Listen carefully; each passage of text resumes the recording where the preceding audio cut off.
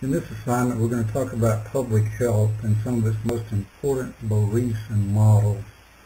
We're also going to talk about some approaches to public health, in particular, 3 models: the healthcare model, also known as the individual model, the traditional model, and the social model. The social model in particular is interesting because it integrates social programs and activities into the healthcare model. We're also going to talk a little bit about health management. We're going to talk about prevention as opposed to treatment after the fact for some disease processes.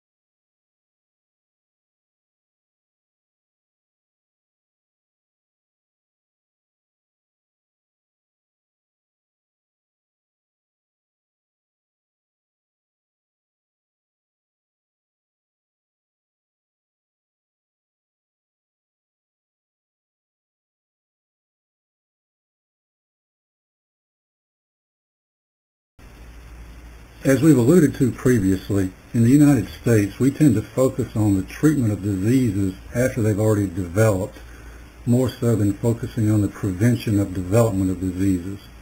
And this is really a backwards way of doing things.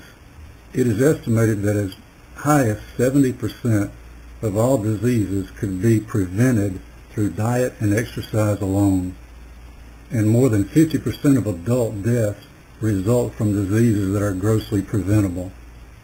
So why then do we focus so much on disease treatment after the fact and so little on disease prevention? Well, the answer is very simple. In the private sector, it is more profitable to treat diseases than it is to prevent diseases. Disease prevention doesn't involve high-tech equipment, it doesn't involve expensive medications, and it doesn't involve a lot of time from healthcare practitioners. And unfortunately, those are the things that drive our system.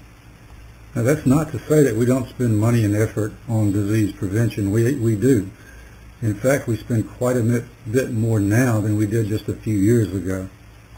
But our system is simply not geared up to focus on prevention as much as it is on treatment after the fact. So why then do we focus so much on treating diseases after the fact? One of the primary reasons is technology. In the private sector, growth follows money. Those things that are profitable tend to get attention and tend to develop more quickly and more.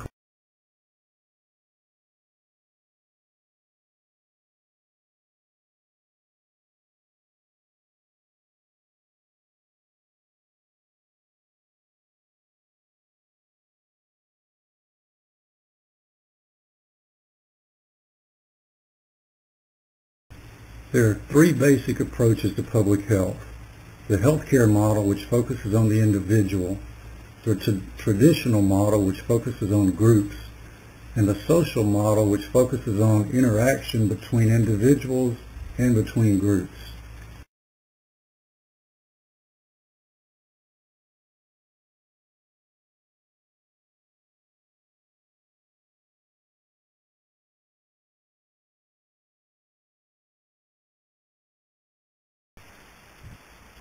I wanted to add a comment on the social model.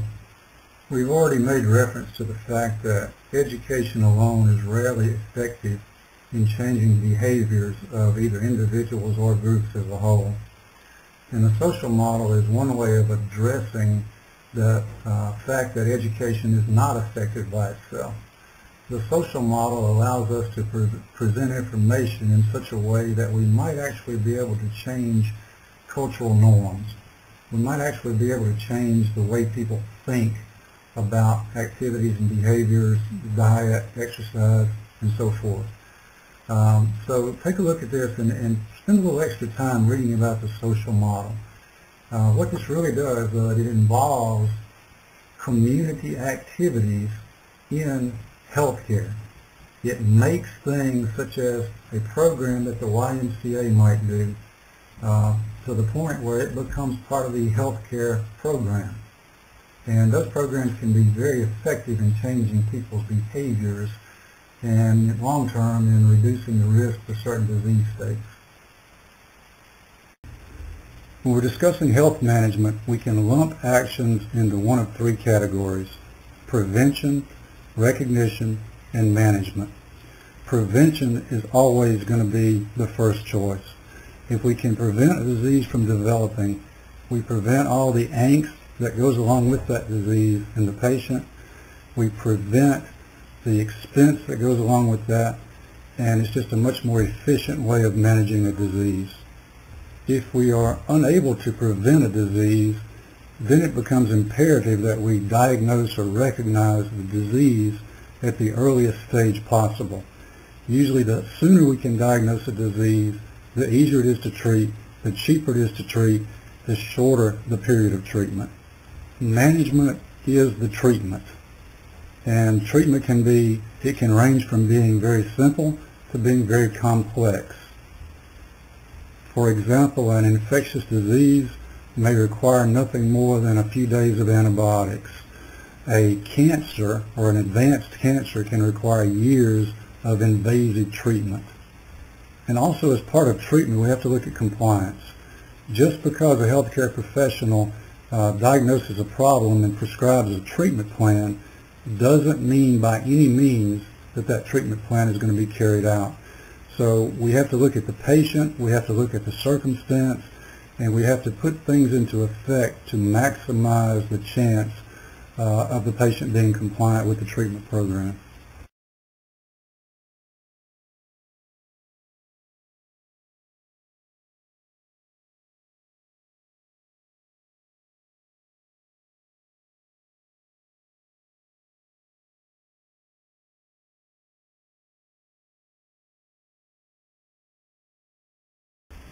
Health management is what we typically think of when we think about health care. This generally refers to treatment after the fact.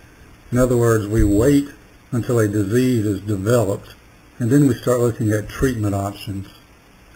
This is the most inefficient approach to health care. It is also the most costly approach to health care. As we previously discussed, it is much more cost-effective and much less damaging to the patient if we can have some type of screening process in place where we can identify diseases in their early stages, or if we can have a prevention program in place where we prevent the development of disease entirely. When you get into your healthcare finance course, this will be a frequent topic of discussion. Healthcare organizations can save tremendous amounts of money by focusing on prevention rather than treatment after the fact. And that is particularly true if we have a closed system where we have a population of patients that we're going to be responsible for in its entirety.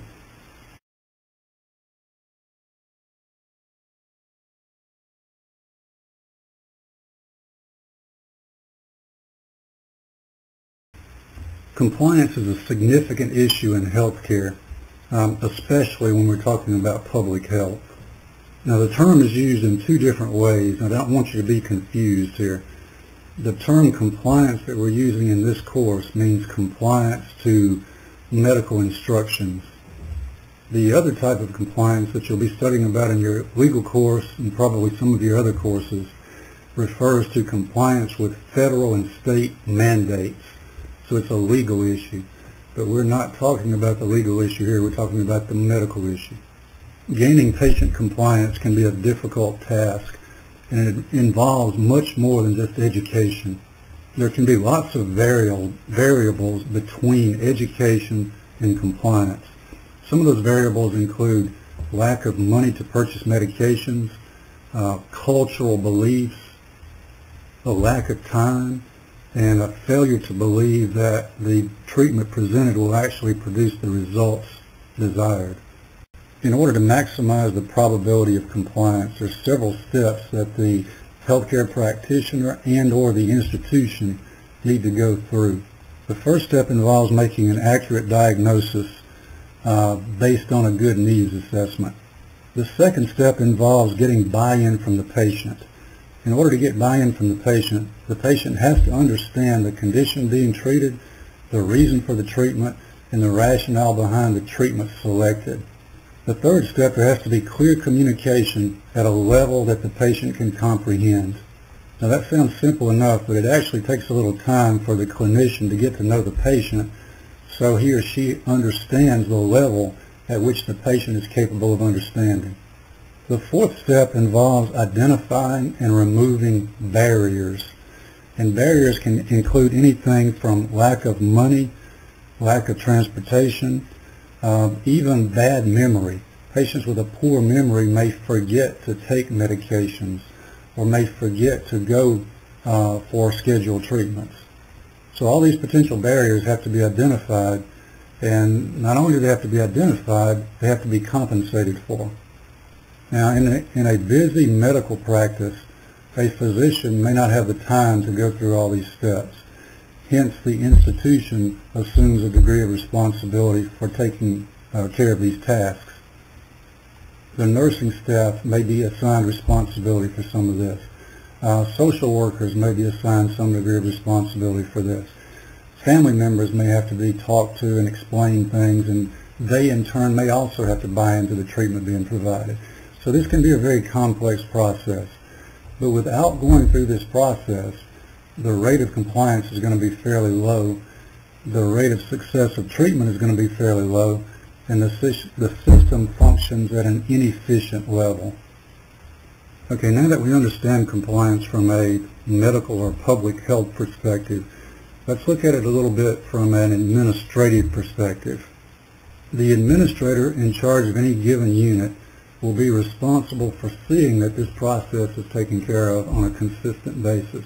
And that will involve making sure that there is a performance improvement process in place and that that process is being utilized consistently. So here is the point where administrators start to become responsible for healthcare. And we know from our previous discussions that the administrator of a hospital, for example, is going to be responsible for all activities taking place within that hospital, including medical activities. So there's some crossover here.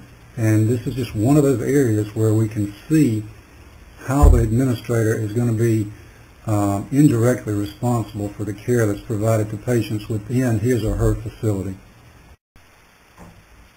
For assignment 2, we're going to pick up where the first assignment left off. I want you to first read the materials that I've included here in the PowerPoint slides. I want you to also read your textbook and any other ancillary materials you think necessary to make sure you've mastered the material presented here. I want you to have a complete understanding of the public health models and the elements of public health before you start working on the actual assignment. Then I want you to go to the NACCHO website, the National Association of County and City Health Officials website, and you'll find a link there which takes you to an awards program that organization does.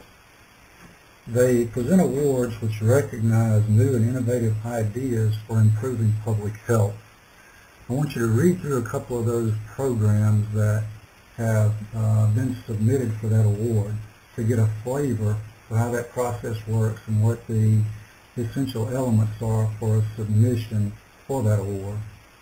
Then I want you to develop an idea similar to what you did in the first assignment, but taking it again to a new level, more detail, more depth, and maybe a little more practical. By now your knowledge base should be a little more complete than it was when you did assignment 1. And I want you to come up with an area or come up with an idea for writing a proposal that might receive one of these awards. You may elect to use something related to your first assignment. The topic can be related. I have no problem if you use some of the same material. But the most important thing here, I want you to adhere to the guidelines for submission for this award, and I want to see a little more depth and a little more understanding of public health than I saw in assignment 1. As always, let me know if you have any questions, and good luck on the project.